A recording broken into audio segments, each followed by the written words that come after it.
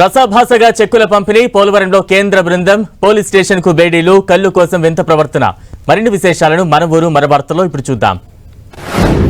కృష్ణా జిల్లా ఉయ్యూరులో 33/11 విద్యుత్ ఉప కేంద్రాన్ని మంత్రి గొట్టిపాటి రవికుమార్ ప్రారంభించారు. కూటమి ప్రభుత్వం అధికారంలోకి వచ్చాక కరెంటు ఛార్జీ పెంచలేదని మంత్రి తెలిపారు.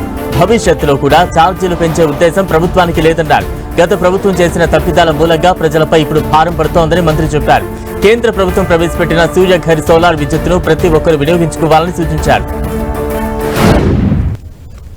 దాదాపు మనకు 4.5 లక్షల కనెక్షన్లు కావాలి.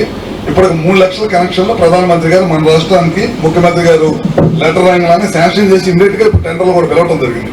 తొందరలోనే ప్రతి సబ్ స్టేషన్ పరిధిలో సోలార్ తయారు చేసి సోలార్ ఉత్పత్తి చేసిన పవర్ ని ఇమీడియట్ గా కరెంట్ ఇస్తాం. పోలవరంలో కేంద్ర బృందం 2వ రోజు పర్యటన కొనసాగింది. పోలవరం ప్రాజెక్టు పరిధిలో మట్టి నాణ్యత పరీక్ష నిర్వహించారు. Central material and soil research centre నిపుణుల దండంగి పోలవరం జల విద్యుత్ కేంద్రం పరిసరాల్లో మట్టి నమూనాలు సేకరించారు. ఈ మట్టిని స్థానికంగా central soil and material research సెంటర్లో పరీక్ష నిర్వహించనున్నారు. శ్రీ సత్యసాయి జిల్లా పెనుకొండలో ఉచిత టైలరింగ్ శిక్షణ కేంద్రాన్ని మంత్రి సవిత ప్రారంభించారు. మహిళలకు 60 రోజుల పాటు టైలరింగ్ లో శిక్షణ ఇవ్వనున్నారు. అనంతరం వారికి ఉచితంగా కుట్టు మిషన్ పంపిణీ చేయనున్నట్లు మంత్రి తెలిపారు. మహిళలు స్వశక్తితో ఎదిగేందుకు ప్రభుత్వం చర్యలు చేపట్టిందని సవిత తెలిపారు.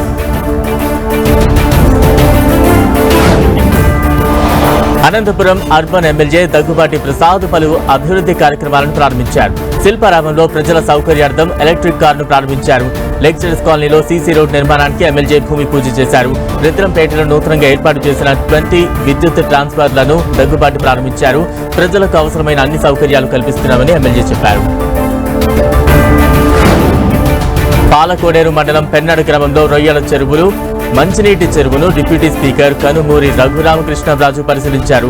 రొయ్యల చెరువుతో నీరు పంటలు కలుషితమవుతున్నాయని గ్రామస్తులు ఫిర్యాదు చేశారు. దీంతో మంచినీటి చెరువు చుట్టూ ఉన్న రొయ్యల సాగును ఆపాలని అధికారులను ఆయన ఆదేశించారు. 55 లక్షల నిధుల ఖర్చుతో 4 కిలోమీటర్ల మేర పైప్ లైన్ వేసి సురక్షిత మంచినీటిని అందిస్తామని డిప్యూటీ స్పీకర్ తెలిపారు. దేవాదాయ శాఖ భూములను లీజుకు తీసుకుని మంచినీటి చెరువులను తవ్వుతామన్నారు రఘురామకృష్ణరాజు. పల్నాడు జిల్లా దాచేపల్లి పోలీస్ స్టేషన్ గేట్ కు బేడీలు వేశారు. హైదరాబాద్ లో YCP social media activist Paleti కృష్ణవేణిని పోలీసులు నిన్న రాత్రి అదుపులోకి తీసుకున్నారు. ఉదయం సమాచారం తెలుసుకున్న వైసీపీ నేతలు పోలీస్ స్టేషన్ వద్దకు చేరుకున్నారు. దీంతో పోలీసులు పోలీస్ స్టేషన్ లోకి ఎవరూ రాకుండా స్టేషన్ గేటుకు బేడీలు వేశారు. పోలీస్ స్టేషన్ గేట్లకు బేడీలు వేసి నిర్బంధంలో ఉంచడం ఏంటని వైసీపీ శ్రేణులు మండిపడ్డాయి. వికారాబాద్ జిల్లా పరిగిలో రెవెన్యూ శాఖ మంత్రి పొంగులేటి శ్రీనివాసరెడ్డి పర్యటించారు. పరిగిలో ఎమ్మెల్యే క్యాంపు కార్యాలయంలో అదనపు వసతులను ప్రారంభించారు. శిథిలావస్థలో ఉన్న ఎంఆర్ఓ కార్యాలయాన్ని నూతనంగా నిర్మించాలని కలెక్టర్కు ఆదేశించారు. అనంతరం పూడూరు మండలంలోని రైతు వేదికలో భూభారతి పోర్టల్ అవగాహన సదస్సు కార్యక్రమంలో మంత్రి పాల్గొన్నారు. ధరణితో రైతులకు అన్యాయం జరిగిందన్నారు పొంగులేటి. అందుకే భూభారతిని ప్రవేశపెట్టామని మంత్రి చెప్పారు. ప్రజలకు ఇబ్బంది కలిగించిన చట్టాన్ని పూర్తిగా రూపుమార్పించి ఈనాడు 2025 భూభారత చట్టాన్ని తీసుకొచ్చి ప్రజలకి ఫ్రెండ్లీగా స్నేహంగా ఉండే ఈ చట్టంతో సామాన్య ప్రజలకి గ్రామీణ ప్రజలకి ఒక భరోసా కల్పించే చట్టాన్ని ఈనాడు మన ప్రభుత్వం తీసుకుంది. హన్మకొండ జిల్లా పరకాల వ్యవసాయ మార్కెట్లో తడిసిన ధాన్యాన్ని ఎమ్మెల్యే రేవూరి ప్రకాష్ రెడ్డి అధికారులతో కలిసి పరిశీలించారు. తడిసిన వరి ధాన్యం కుప్పలను చూసి తీవ్ర ఆవేదన వ్యక్తం చేశారు. అకాల వర్షానికి ధాన్యం తరవడం బాధాకరమన్నారు రేవూరి. రైతులు అధైర్యపడొద్దని తడిచిన ధాన్యాన్ని ప్రభుత్వం కొనుగోలు చేస్తుందని భరోసా ఇచ్చారు. 15వ తారీఖు రాత్రి వచ్చిన వడగళ్ల వాన వలన కానీ లేకుంటే చుడిగాలి వలన కానీ రమారమిగా మొక్కజొన్న ఒక 120 నుండి 150 ఎకరాలు మొక్కజొన్న, అదేవిధంగా వరి వచ్చి 225 నుండి 250 ఎకరాల వరకు నష్టపోవడం జరిగింది. నేషనల్ హెరాల్డ్ పత్రిక కేసు ఛార్జ్షీట్ లో ఈడీ సోనియా గాంధీ, రాహుల్ గాంధీ పేర్లను చేర్చడాన్ని నిరసిస్తూ కాంగ్రెస్ శ్రేణులు సంగారెడ్డిలో ధర్నా నిర్వహించాయి. కేంద్రంలోని బీజేపీ ప్రభుత్వం కక్షపూరితంగా వ్యవహరిస్తోందని జగ్గారెడ్డి విమర్శించారు. దేశం కోసం గాంధీ కుటుంబం త్యాగాలు చేసిందని, ఏదో రకంగా సోనియాను రాహుల్లో ఇబ్బంది పెట్టాలని చూస్తోందని ఆయన మండిపడ్డారు. దేశ ప్రజలందరూ సోనియా, రాహుల్ కుటుంబానికి అండగా నిలవాలని జగ్గారెడ్డి ఆకాంక్షించారు. వాళ్ళకి హల్కగా దొరికింది, ఈడీని అడ్డం పెట్టుకోవాలి, ఏదో వంకలు పెట్టి కేసులు చేయాలి. మొత్తం మీద సోనియా గాంధీ, రాహుల్ గాంధీ గారిని ఇబ్బంది పెట్టాలి. ఇవన్నీ కుట్రలు, వెన్నుపోటు. వాళ్ళ అధికారాన్ని దుర్వినియోగం చేస్తున్నారు. వాళ్ళ అధికారాన్ని అడ్డం పెట్టుకొని ఈరోజు వెనక నుంచి ప్రధానమంత్రి మోడీ గారు, అమిత్ షా గారు, RSS ఈ రోజు సోనియా గాంధీ, రాహుల్ గాంధీ గారిని ముందు నుంచి కొట్లాడలేక వెనక నుంచి పొడిచి చంపాలని చూస్తున్నది రాజకీయంగా. నేషనల్ హెరాల్డ్ కేసులో ఏఐసీసీ అగ్రనేతలు సోనియా గాంధీ, రాహుల్ గాంధీపై ఛార్జ్షీట్ నమోదు చేయడానికి నిరసిస్తూ నల్గొండలోని కాంగ్రెస్ శ్రేణులు నిరసన తెలిపాయి. ప్రధాని మోదీ దిష్టిబొమ్మను దగ్ధం చేశారు. ఈడీ మోదీకి వ్యతిరేకంగా నినాదాలు చేపట్టారు. రంగారెడ్డి జిల్లా మహేశ్వరం నియోజకవర్గం కందుకూరు మండల ప్రజా పరిషత్ కార్యాలయంలో జరిగిన కళ్యాణ లక్ష్మి చెక్కుల పంపిణీ కార్యక్రమం రసాభాసగా మారింది. మహేశ్వరం మార్కెట్ కమిటీ నాయకులు 10 ఏళ్ల బీఆర్ఎస్ ప్రభుత్వ హయాంలో పేదలకు పింఛన్లు ఇవ్వలేదని మాజీ మంత్రి సబితా ఇంద్రారెడ్డి ఆరోపించారు. దీంతో కాంగ్రెస్, బీఆర్ఎస్ నాయకుల మధ్య వాగ్వాదం చోటు చేసుకుంది. ఇరు పార్టీల నేతలు ఒకరిపై ఒకరు చేయి చేసుకున్నారు. కాంగ్రెస్ పార్టీ ఎన్నికల సమయంలో ఇచ్చిన 6 గ్యారంటీల హామీలను రాష్ట్ర ప్రభుత్వం మరిచిపోయిందని సబితా ఇంద్రారెడ్డి విమర్శించారు.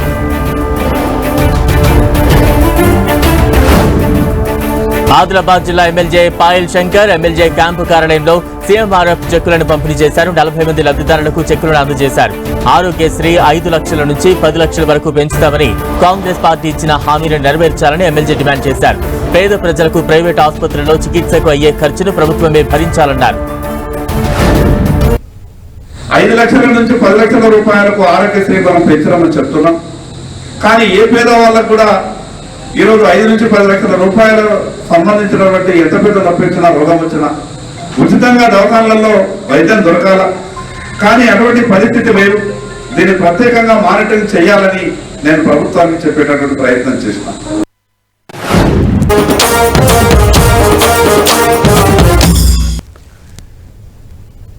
రాజన్న సిరిసిల్ల జిల్లా గంభీరావుపేటలో కాంగ్రెస్, బీఆర్ఎస్ మధ్య ప్రోటోకాల్ వివాదం తలెత్తింది. వడ్ల కొనుగోలు కేంద్రం ప్రారంభోత్సవంలో కేటీఆర్ ఫోటో పెట్టలేదని బీఆర్ఎస్ కార్యకర్తలు ఆగ్రహం వ్యక్తం చేశారు. దీంతో ఇరు వర్గాల మధ్య ఘర్షణ చోటు చేసుకుంది. కాంగ్రెస్ నాయకులు తమపై దాడి చేశారంటూ పోలీస్ స్టేషన్ ఎదుట బీఆర్ఎస్ శ్రేణులు ఆందోళన చేపట్టాయి. కాంగ్రెస్ నాయకులపై కేసు నమోదు చేయాలని డిమాండ్ చేశారు.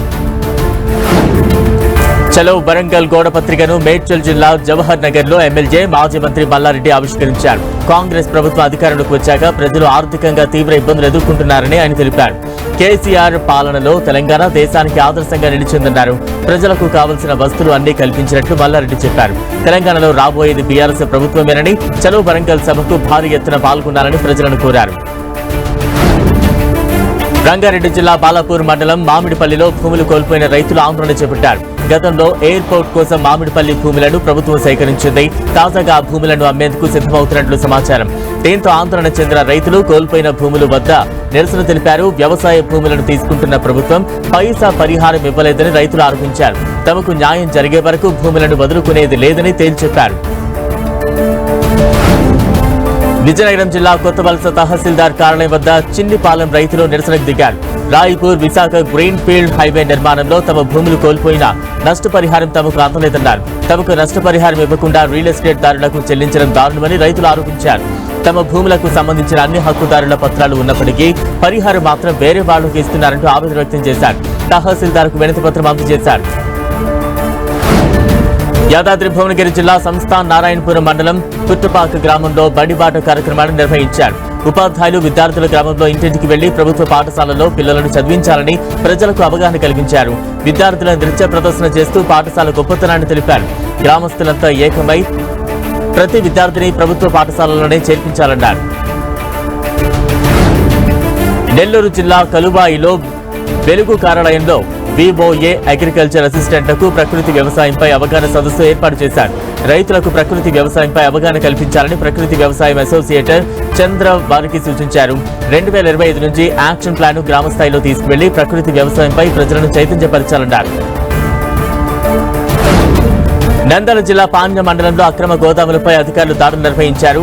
ఎంపీ డాక్టర్ బైరెడ్డి శబరి అధికారులతో కలిసి మెరుపు దాడుల్లో పాల్గొన్నారు. అక్రమంగా నిల్వ ఉంచిన పీడీఎస్ బియ్యం పట్టుకున్నారు.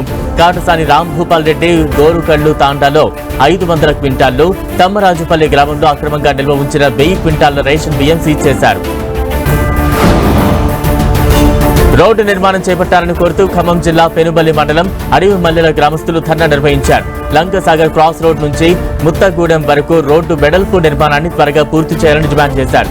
2 ఏళ్లు గడుస్తున్నా రోడ్డు నిర్మాణం పూర్తి కాకపోవడంతో అనేక ఇబ్బందులు పడుతున్నామని గ్రామస్తులు తెలిపారు. రోడ్డు సరిగా లేక ప్రమాదాలు జరుగుతున్నాయని ఆవేదన వ్యక్తం చేశారు. తమ సమస్యలు పరిష్కరించాలని కోరుతూ సత్యసాయి జిల్లా హిందూపురం పట్టణంలో మున్సిపల్ పారిశుద్ధ కార్మికులు ధర్నా నిర్వహించారు. వినూత్నంగా గడ్డి తింటూ నిరసన ర్యాలీ నిర్వహించారు. రాష్ట్ర వ్యాప్తంగా మున్సిపల్ కార్మికులు ఎదుర్కొంటున్న సమస్యలను ప్రభుత్వం వెంటనే పరిష్కరించాలని డిమాండ్ చేశారు. మున్సిపల్ ఇంజనీరింగ్ కార్మికులందరికీ రెగ్యులర్ చేయాలని, జీవో నెంబర్ 36 ప్రకారం ఇంజనీరింగ్ కార్మికులందరికీ 21,000 వేతనాలు చెల్లించాలన్నారు సిఐటియు నాయకులు. కామారెడ్డి జిల్లా బిచ్కుంద మండలం దౌల్తాపూర్ ప్రభుత్వ పాఠశాలలను ఎంఈఓ శ్రీనివాసరెడ్డి హుటాహుటిన సందర్శించారు. ప్రభుత్వ పాఠశాల శిథిలావస్థకు చేరి పై పెచ్చులు ఊడి విద్యార్థులపై పడి గాయాలయ్యాయి. ఈ ఘటనపై బుధవారం 10 టీవీలో వచ్చిన కథనానికి ఎంఈఓ స్పందించారు. ప్రభుత్వ పాఠశాలలో జరిగిన ఘటన వాస్తవమేనని, పాఠశాల పూర్తిగా శిథిలావస్థకు చేరుకుంటున్నారు. వేసవి సెలవుల వరకు విద్యార్థులను పాఠశాలలో కూర్చోబెట్టవద్దని, చెట్ల కింద పాఠాలు చెప్పాలని ఉపాధ్యాయులకు సూచించినట్లు ఆయన తెలిపారు. కొత్త తరగతి గదులను నిర్మించేంత వరకు ప్రత్యామ్నాయ ఏర్పాట్లు చేస్తామని హామీ ఇచ్చారు. విజయనగరం డెంకాడ మండలం బొడ్లవలస వీఆర్ఓ శ్రీనివాసరావు ఏసీబీకి చిక్కాడు. మ్యూటేషన్ కోసం ఓ వ్యక్తి వద్ద 13,000 లంచం అడిగాడు వీఆర్ఓ. బాధితుడి ఫిర్యాదుతో డబ్బులు తీసుకుంటే ఏసీబీ అధికారులకు రెడ్ హ్యాండెడ్ గా పట్టుబడ్డాడు వీఆర్ఓ.